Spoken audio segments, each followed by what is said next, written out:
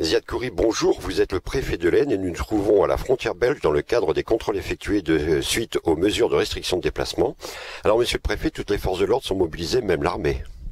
Oui, les policiers, les gendarmes, l'armée, tous les services de l'État sont mobilisés parce qu'il faut assurer la bataille contre le coronavirus et casser sa circulation. Mais chacun d'entre nous doit être mobilisé parce que dans cette bataille, tout le monde a un rôle à jouer. Et le rôle que tout citoyen doit jouer, c'est d'être solidaire des autres et c'est aussi de veiller à ne pas se mettre en danger et à ne pas mettre autrui en danger. Dans l'ensemble, le confinement est-il respecté? Le confinement est globalement respecté, mais on peut constater des relâchements. On a déjà dressé presque 5000 PV. Un PV, c'est un constat d'échec. Moi, ce que je souhaite, c'est appeler au civisme et à la responsabilité individuelle et collective, et que chacun comprenne bien que la règle du jeu, c'est de ne sortir que quand c'est strictement justifié.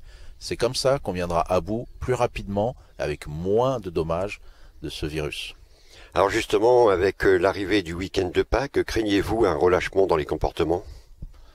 Alors, le message que j'envoie, c'est que l'heure n'est pas au déconfinement. L'heure est au maintien à domicile autant que possible. Donc effectivement, avec Pâques, avec les beaux jours, avec un peu de lassitude, et je comprends bien que chacun ait envie de reprendre une vie normale, il peut y avoir un sentiment de transgression des règles, même avec bonne foi. Il faut absolument l'éviter. C'est comme ça qu'on aidera nos soignants, et c'est comme ça qu'on traversera cette crise.